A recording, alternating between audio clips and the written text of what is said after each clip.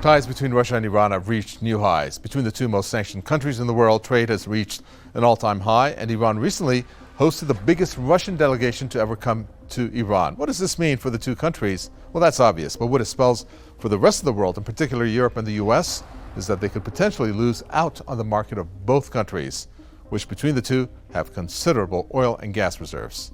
Hello and welcome to Economic Divide. Coming up in today's program, Russian delegation, 65 Russian companies, biggest trade delegation ever to visit Iran from Russia. Oil, automotive, and financial sectors were some of the companies that joined from those particular fields.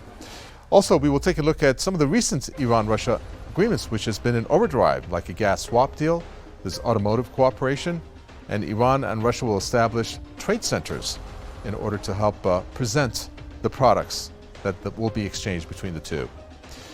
And another area of importance between these two countries is that, well, they are the sanctioned ones. They have dished the dollar. They will cooperate on evading sanctions. And also, a new sanctions evasion corridor is in the works.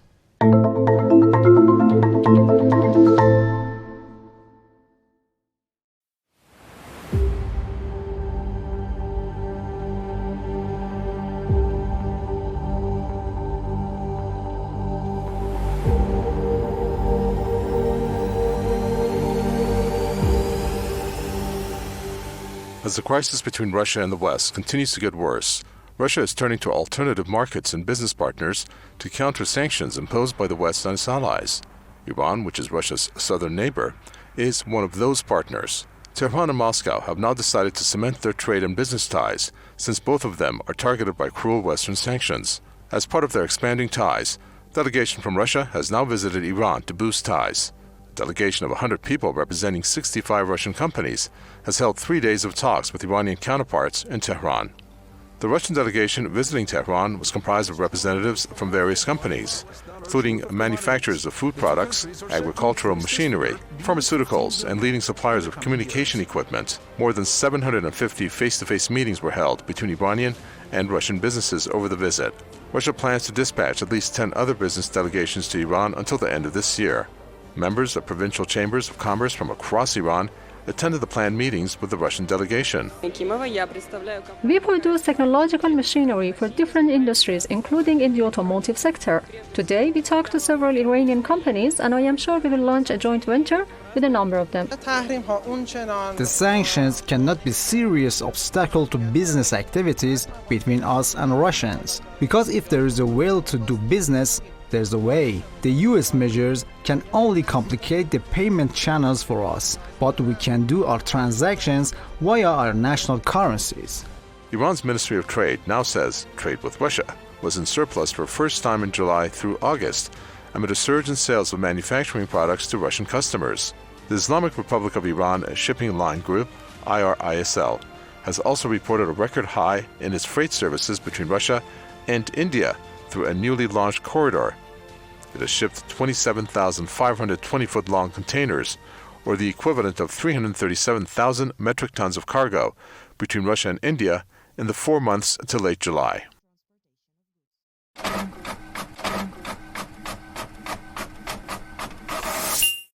When it comes to the online post about the topic at hand, obviously it's a big deal, but viewers saw it differently. They wanted to see where this was going to go in terms of the comments that they left, in terms of Iran and Russia, for example, being two countries that have been sanctioned heavily by the West. What this relationship is going to morph into. Let's find out what some of their thoughts are on this. First, Iran and Russia to establish trade centers. The two countries will focus on energy-related trading and establishing a north-south corridor to rival the Suez Canal. Next, Iran and Russia agree on the transit of 10 million tons of goods. The Russian side agreed to invest in establishing logistic hubs to increase transit capacity, especially in Shahid Raja'i and Chabahar ports in southern Iran. Then came a viewer comment that really explained a whole lot, giving this another angle and depth. The whole threat of sanctions is now over. Any other country that America will want to sanction will immediately receive overtures from BRICS countries to trade and prosper. America will become economically toothless and won't be able to continue to wage economic war. This is why Putin said that the sanctions are good. This is the beginning of the end of economic terror that the U.S. relied upon. They picked on the wrong country. Russia is not Venezuela, according to this particular reviewer anyways. Our final post here is about Russia and Iran, how they're looking to team up against what's called Western deception. That has been something that Iran's leader has said, where he has called for long-term cooperation between Iran and Russia. And he told the Russian President Vladimir Putin that the two countries needed to stay vigilant against what he called Western deception.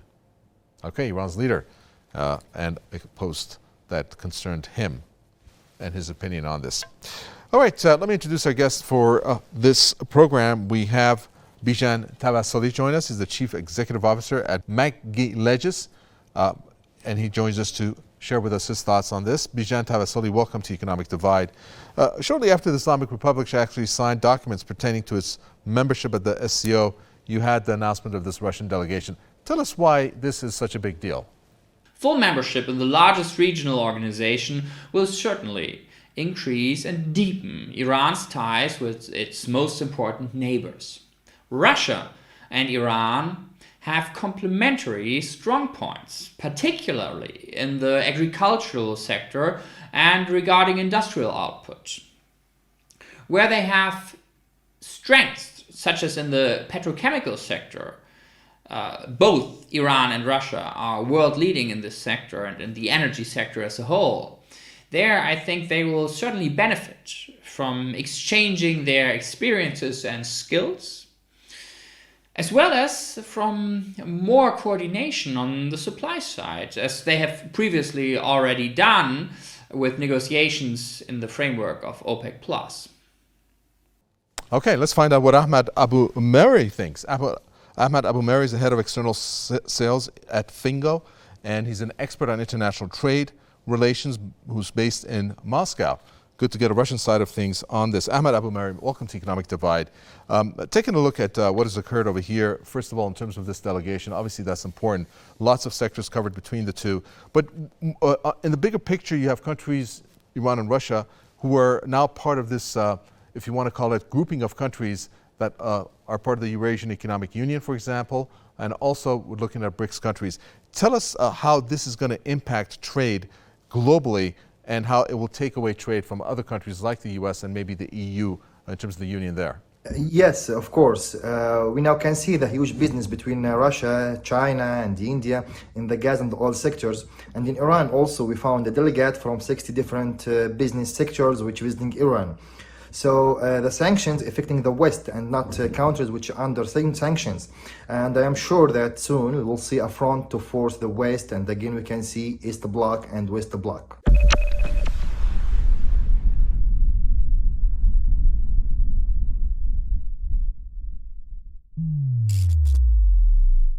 Time now for our info news section of the program. There were lots of news from this past week. These are the ones that we picked. First up, we go to an issue that Germany is facing, and that is food shortages. What is going on there? German producers are warning of that. They can't cope with soaring energy costs, and because of that, they've issued that warning. Manufacturers are saying that this may soon force them to actually stop operations.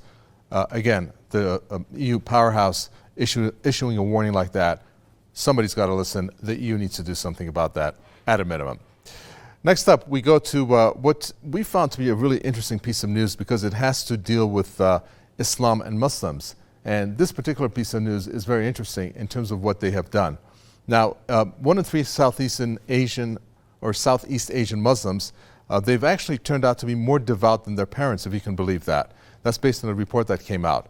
Now, the resurgent religious faith and Western-style consumerism are the two factors that have actually transformed the consumer habits of the region's Muslims, according to this survey.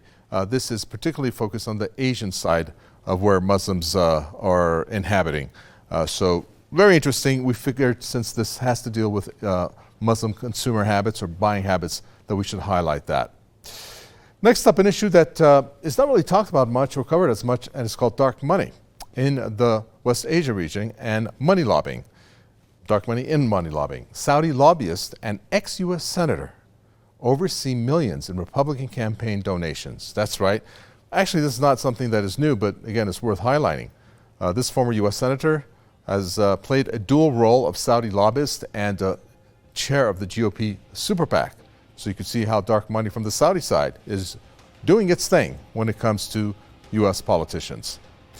And then next up, we're going to take a look at the UK economy. Gosh, we have covered the UK economy so often in this program, but the new Prime Minister, not so new at this point really, is sending investors fleeing with historic tax cuts and borrowing. Liz Truss is now facing some heat on that. Meanwhile, Britain's new finance minister made that announcement and said it has unleashed historic tax cuts and huge increases in borrowing, which has affected businesses in that country. Those are the ones that we picked in terms of our Info News section of news that we thought might appeal to you, but of course we always appreciate it if you send us your story from your part of the world. Contact information is on your screens now.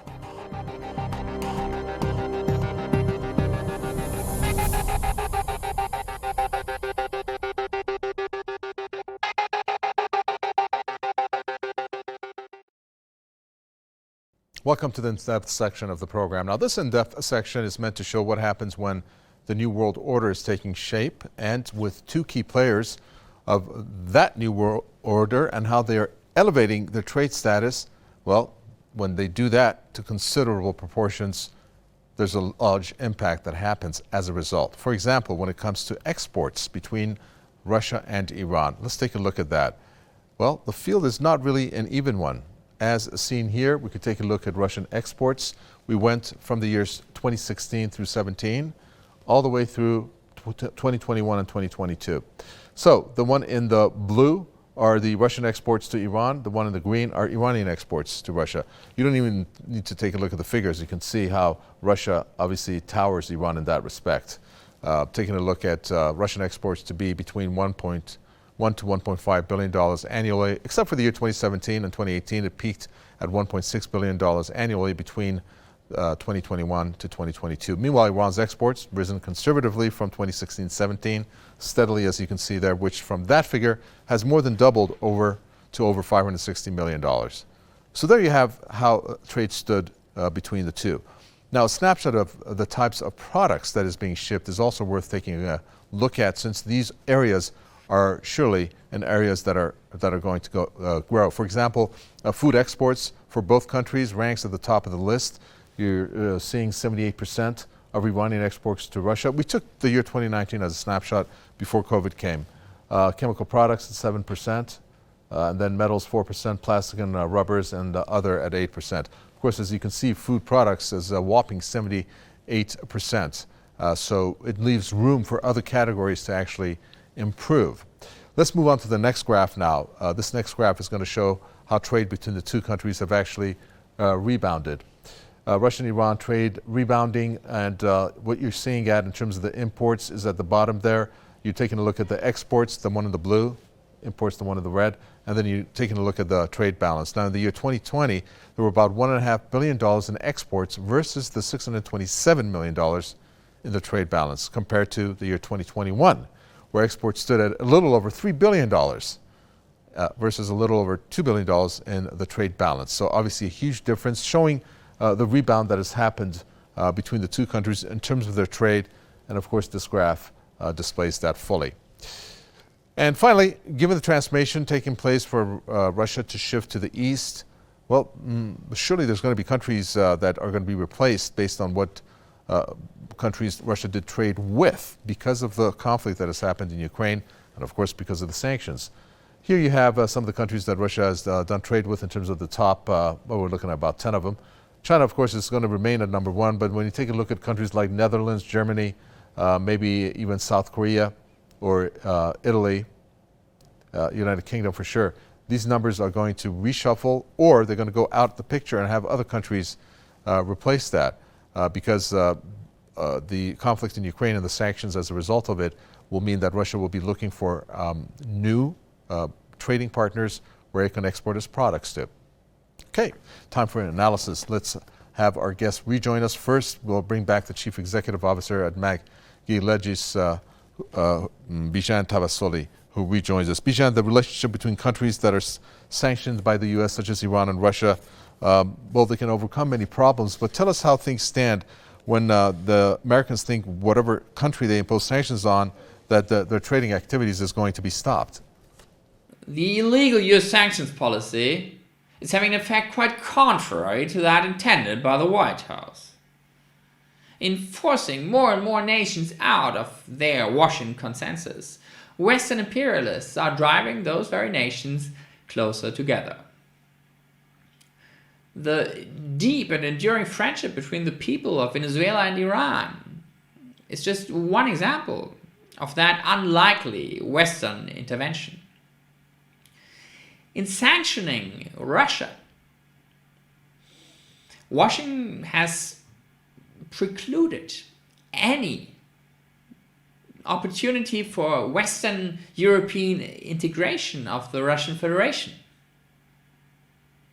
They have forced Moscow policymakers to choose the only viable alternative pathway. Meanwhile, the relative lack of damages inflicted upon the Russian economy demonstrates that the specter of US sanctions has lost much of its former coercive power.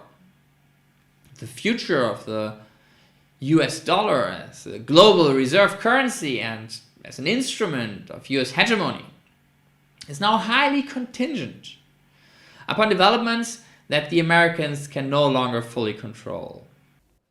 Well, let's see what Ahmad Abulmeri thinks. He rejoins us, head of the external sales in Plingo and expert on international trade relations, who's based in Moscow.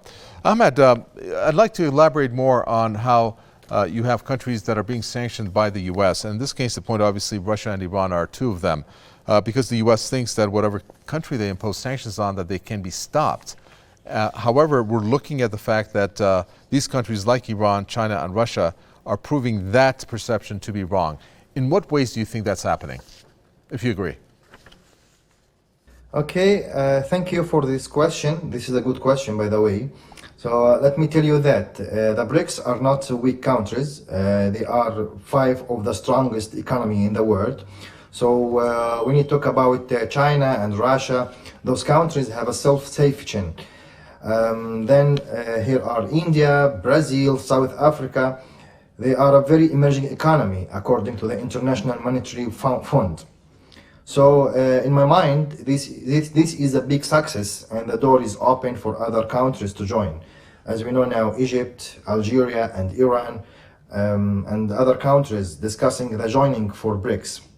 Finally, I would like to say that joining the BRICS is a big advance for any country, especially those countries which do not have enough energy, gas, and oil. And to keep in mind that the BRICS members represent 40% of the world population and just over a quarter of global GDP.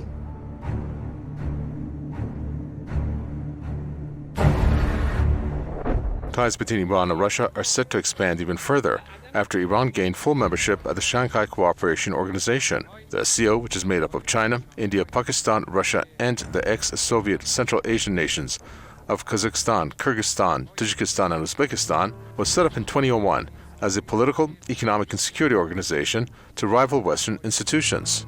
Russia, along with China, are key players there. Iran's accession to the organization can further help Tehran and Moscow boost the trade ties. We saw how popular Iran's products are, and there's vast potential for cooperation. Contrary to the assumptions that Iran can be isolated through sanctions and threats, we saw the enthusiasm of regional countries to engage with Iran.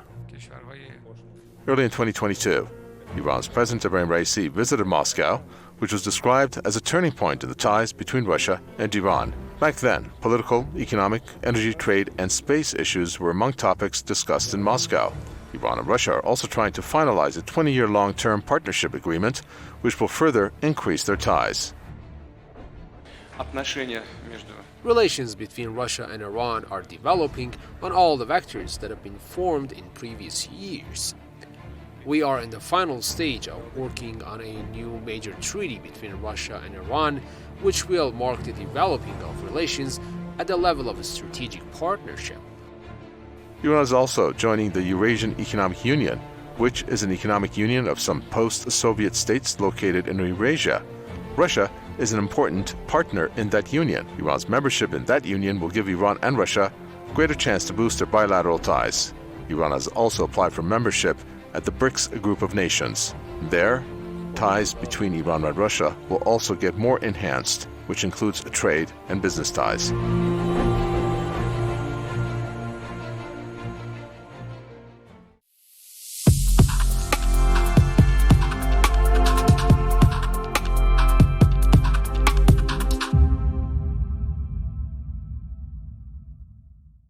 The trade and economic relationship between Iran and Russia is in overdrive when it comes to the signing of agreements. Let's begin with one of the biggest ones between the two, a 20-year cooperation agreement. Iran and Russia are determined to update the 20-year cooperation treaty they had signed in 2001. The agreement was originally meant to last for 10 years, but it has twice been extended for 5 years. In bilateral relations, the two countries are determined to update the treaty on the basis of mutual relations and principles of cooperation between Iran and Russia in harmony with global developments. That's what the Iranian Foreign Minister Amir Abdullahian has said. Then came the Russian investment of $40 billion in Iran's oil sector. This was announced during Russian President Vladimir Putin's visit to Iran and may have been motivated by U.S. sanctions. Russia will invest $40 billion in Iran's oil industry, building upon the $4 billion the Eurasian country has already invested in the sector. The move follows a cooperation agreement between the Russian companies, including the gas giant Gazprom and the Islamic Republic. To put things into perspective, Russia and Iran, the number 1 and 2 world's largest gas reserves, are best placed to coordinate the reserves and control prices. Russia has around 48 trillion cubic meters of gas reserves, while Iran possesses 38 trillion cubic meters. But the details of this massive agreement are multifaceted because it involves another major cooperation, a gas swap deal. First, Iran would soon purchase 9 million cubic meters of gas per day from Russia via Azerbaijan. The ministry also stated that it will soon receive 6 million cubic meters of gas per day from Russia as part of a swap agreement to export it in LNG, liquefied natural gas, to other countries from southern Iran. The agreement also calls for the completion of gas pipelines from Iran to Pakistan and Oman, as well as the completion of a number of LNG production projects in the country. The development of Iran's Kish and North Pars gas fields, as well as 6 oil fields, boosting pressure in the South Pars gas field, completion of LNG projects, swap of gas and petroleum products, and construction of gas transfer pipelines are among the highlights of the deal. That does it for this segment of the program. Please send us your ideas or thoughts. We would greatly appreciate it. Contact info is on your screens now.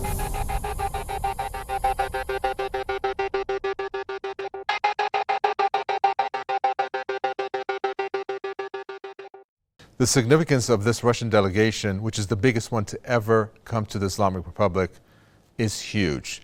Aside from the fact that Russia and Iran are forging closer ties when it comes to trade and finance, what is big about this is that you have two super energy giants who are expanding their energy sales and also the way that they're going to transfer energy throughout the world. However, there's going to be two big losers on this, and that will be Europe and the US.